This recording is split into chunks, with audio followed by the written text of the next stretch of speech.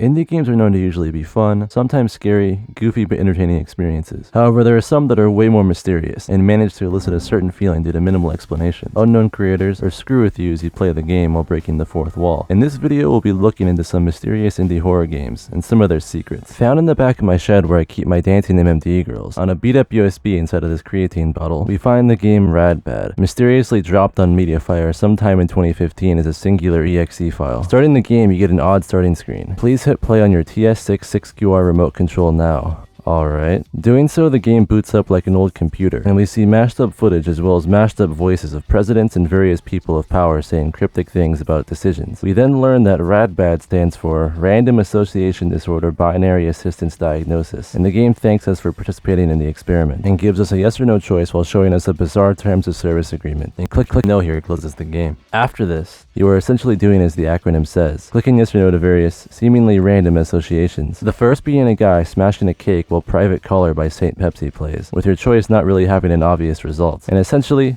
this is the game. Strange visual and audio events in correlation with yes or no choices. Some odd ones happen, such as don't cry for me, I'm already dead, a Soviet flag, long text about genocides in America, cut up clips of presidents, cars exploding, fax me your nudes, and a very detailed description of a guy's plan to brutally murder his wife. You then reach an intermission, telling you to ingest your specified pills, and that you should be experiencing a headache if the experiment is working. After going through all the questions, you get a score. On my first run, I got 24.25%, which apparently is excellent. The second run I did, I purposely chose no on everything and got a mediocre score. Well, I give this game an S-rank seal of approval.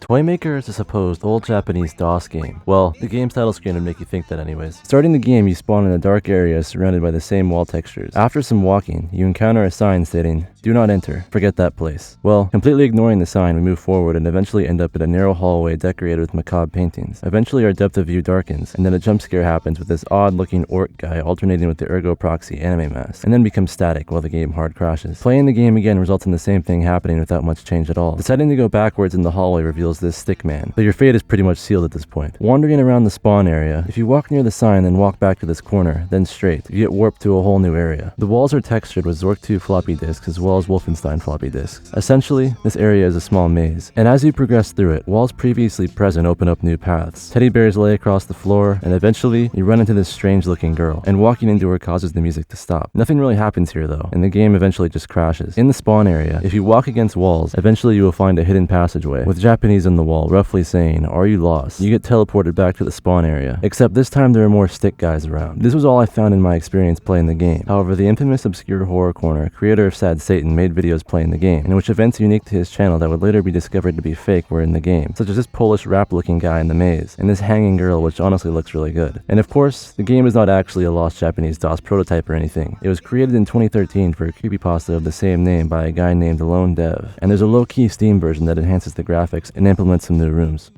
Now this next game is the kind of game you find in the proverbial beat-up USB stick in some library computer, or through trading with some low-key guy on Discord, or more likely digging through archive.org and finding an old archive download. This game, however, is simply called White. Created in 2007 based on the README file, within the game is a wisp-like girl, seemingly talking to you in Japanese about their reality, saying various things about not waking up in the morning, wanting to define the world like God, white hearts, and various lines not necessarily related to each other but the character's state of mind. If you just sit and wait, certain text events will happen, such as the screen filling up with a word like white or help me. However, if you move the mouse around while holding down the mouse button, you can draw white on the screen, obscuring the character and covering the darkness. Eventually, when you fill the entire screen up, a Windows pop-up appears saying, "Ah, she died." Looking at the README file, we see the creator of the game describe it as a girl who desires to be painted completely white. I'm sure she will be pleased. The creator of the game, from what I learned, had a website on GeoCities named Akatsuki Twilight, where they hosted their various softwares and opinions on games, among various other things from about 2004 to 2015. Then, when GeoCities Japan got wiped, I'm not sure what happened to them, as is the reality for many artists out there, creating work that sometimes gets unseen by anyone, let alone the masses, just to disappear in what is considered to be a permanent place,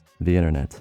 The Luna game is a well-known classic about the My Little Pony character Luna. In the original game, you pretty much just walk to the right, and a creepy image will pop up on screen, and you are forced to close the game with Task Manager, while your desktop would be filled with text files labeled "The End is Nay" and super spooky images. After this though, most of the other games involved walking to the right, then falling to your death. The game's creator would remain anonymous, and make a tell-all website documenting the games. What I find to be interesting here are some of the hidden undiscovered Easter eggs found within the last official game by the anonymous creator, Lunar Game End. Normally in the game, however, you play as Luna and walk to the right before she eventually gets tired and rests. Then, you enter a dreamlike state, and after some running around, drop down to what looks like hell and get consumed by darkness. If you make it to the end of the map before being consumed, you get a proper ending after walking past these pony silhouettes and getting taken away down to a purgatory, where you eventually are forced to fall to your death. However, during the sequence when you are being chased by the darkness, if you stood in a certain location while this happens, a picture of Spider-Man holding a camera will appear on the next screen. Many of the other Easter eggs that appear are date and time based. If you play the game on November 21st and wait at the far right wall in the pony silhouette room, birthday music will play and a birthday cake will appear that you can pick up. Nothing happens from that though, and the game ends normally. If you play the game on June 6, 2006 or 666, the sky gets replaced with a red hell sky. If you play the game on certain previous Luna game release dates, such as May 30th, 2011, the date Luna Game 2 came out. At the end of the game, you get warped to the same room from the second Luna game. Same with the date July 9th, 2011, the date of the fourth Luna game. At the end, you get a "you've met with a terrible fate, haven't you" message.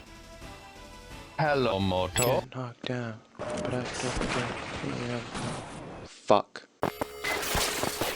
Half-Quake is not exactly the most self-explanatory title for a game out there. In terms of Half-Life mods, you might think that this mod is a mix of Half-Life 1 and Quake, which isn't too far off, but it doesn't actually hit the nail on the head, so to say. Yes, it runs in the Gold Source engine, and yes, the portals at the start feel very reminiscent of Quake 1, but that's about as far as it goes. This is a trilogy containing 3 separate puzzle games. It is advertised as a punishing, and unforgiving, and sadistic puzzle game where your balls will be twisted and churned, where each organ in your body is slowly combusting, leaving you in a pool of your own blood and vomit. But after playing through the entire trilogy in the span of about 5-ish hours, all I have to say is that you Steam reviewers out there need to grow some fucking balls. This game is not that hard, Jesus Christ. Yeah, it's a little intimidating. Yeah, there are a few head scratchers in there, but as long as you can count with your fingers, you'll be fine. Now you might be sitting there saying, but Base Skater, if anyone with an IQ above 80 can complete this puzzle, then why even bother talking about it? Because it's not the challenge that you're signing up for, it's the atmosphere. Mudasheep's music, the creative level design, and the very awkward but charming voice acting that all tie in together, creating a surreal and noteworthy experience. This is a trilogy divided into 3 games, Half-Quake 1, Half-Quake Amen, and Half-Quake Sunrise. The first game, Half-Quake 1, is pretty generic. You can tell that this is a mod that's still kind of in its infancy of what it would eventually become. It doesn't really separate itself from most other Half-Life mods out there. All it really boils down to is some minor platforming and combat challenges. It does have some cool things going for it, like the reoccurring stages, but that's about it. Honestly, you can just skip this one. Half-Quake Amen, however, is a whole different ballpark. You start off in the void and a crossword puzzle presented to you. Is this a DMT trip? No, this is hell, and you're here to die. And by die, I mean save scum like a motherfucker because I'm impatient and I don't like repeating stages. Throughout Amen and Sunrise, you will be completing challenges, puzzles, and a few minor combat challenges mixed in while admiring the set pieces accompanied by Mudasheep's music. The developer of this mod, which by the way, pretty damn good music. Most of these puzzles are pretty basic. You have your usual platforming puzzles where the game pulls the rug under you, some puzzles where it's mostly just brain work, but for the most part everything is very straightforward. What I find the most interesting, however, is the similarities to games like Portal and Antichamber, specifically in its art direction and even boss battles. Especially since Amen was released in 2002, 5 years before the first Portal game. The sleek and industrial levels, the sadistic observers mocking you throughout the entire game, the tongue-in-cheek humor, the final boss fight, all feeling extremely reminiscent of Portal. Now I'm not going to say that Valve straight up ripped this guy off or something, because I don't think that's true at all. Both games are extremely different, but to say that Valve did take some inspiration from this old mod sounds like a reasonable distinction. Half-Quake is still very Half-Life with its Zen-like level structure, but even with that, it still heavily separates itself from Half-Life to the point where even Half-Quake becomes its own thing. Now, difficulty. As I mentioned before, the game is not that hard. It is challenging, but it ain't Contra. Now for the masochistic gamers out there, this must be an atrocity. How dare Mudasheep make a challenging puzzle game that doesn't have me gouging my eyes out? Well, because not all of us are sick bastards like you. Not all of us like to play Halo 2 on Legendary. Half-Quake is hard, but it's fair. It doesn't bust your balls too much, and it doesn't pump the game up with artificial difficulty. Not to mention, this is the Gold Source engine. You can save every 2 seconds if you feel like it, which is a significant game-changing feature when it comes to difficulty. But even besides that, the puzzles really aren't that complicated.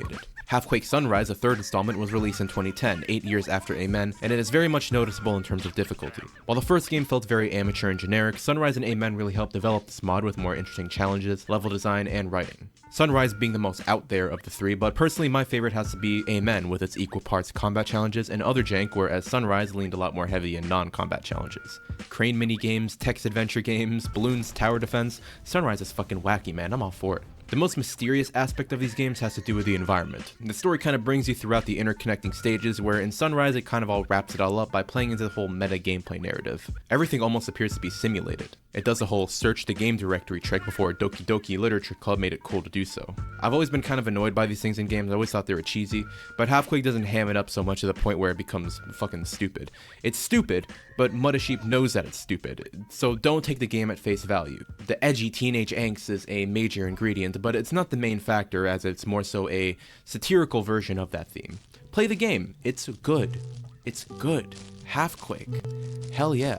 Not enough experience to visit the next, but If you like LSD Dream Emulator for the PS1, chances are at some point you've gone down a path of trying to find similar games like it, and usually come short to truly reaching it. However, a game that comes close in some areas is Soup 0.9, a small 2007 game which begins with a sink flowing some dark water. And like LSD Dream Emulator, the game is segmented into days. The game is simple, as for each day you spawn in a 4-walled area, and usually are presented with a bizarre thing near the center of the room. The way to progress to the next room is to walk into a wall. This process repeats over and over until the day ends. Then the game closes, and reopening the game causes the next day to begin, and this repeats for 5 days. The scope of the game is much simpler compared to LSD Dream Emulator. However, due to the environments, strange items, relatively early creation date compared to other games of its type, and the music, it holds an interesting place. I mean, look at this thing, just really take it in. The creator of the game goes by Yarhala or Dong, and in 2021 they returned to update the game. It was a simple update that mainly just changed the previous version's odd control scheme. They created the music for the game as well, and the soundtrack has gained a bit of a cult following on the internet. Dong is also associated with a small indie label called 16 Dimensional, and releases Demonophobia is a pretty fucked up 2008 game about a girl summoned to hell, in which you wander around and get killed in various extremely gratuitous ways, before being spawned back in with your memory wiped, forced to try again, and not meet the same fate.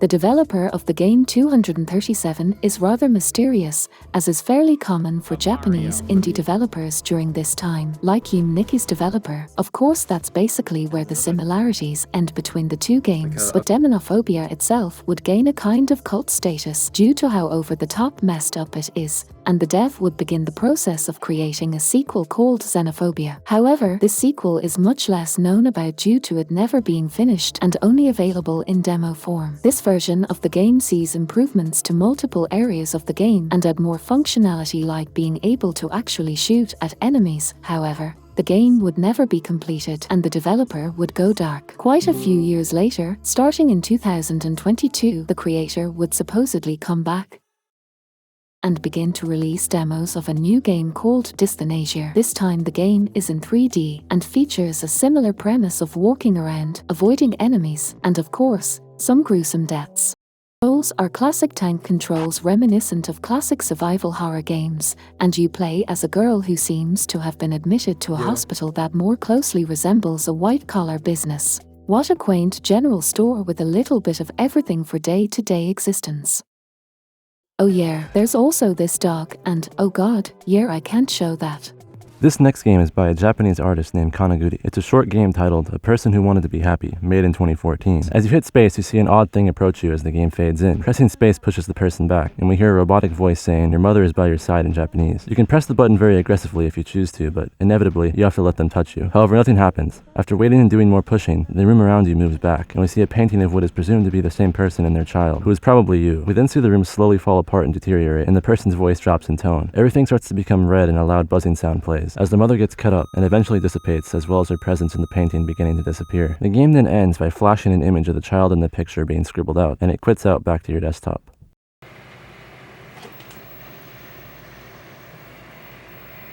Stretching the meaning of indie horror game, we have Dark Snow, a bloody cruel fan disc version of the visual novel Snow, which itself is a fairly normal game where you return to a village after 10 years, and rekindle old flames in a place where the snow never ends. Except in Dark Snow, you play as a bunch of horny spirits who possess the main character, and the game goes through a retelling of the story where you and a group of other guys try to lure the various girls from the game back to your home base. This fails miserably, as you were consistently beat up and knocked out. The story takes place within 4 days, and you wander around the town looking for girls. Each encounter typically ends in failure. However, you manage to capture 2 of them with manipulation from the person the spirit is currently in possession of, as it changes throughout the story. One of the girls is immediately suspicious of the strange character shifts of the people she knows, and eventually, the game culminates in you attempting to capture her as her father, but she sees right through this, and feigns ignorance as you drive her directly to your base, and proceeds to exorcise you, freeing the girls and forcing you to clean the temple area. Permanently. Next we have the coffin of Andy and Len.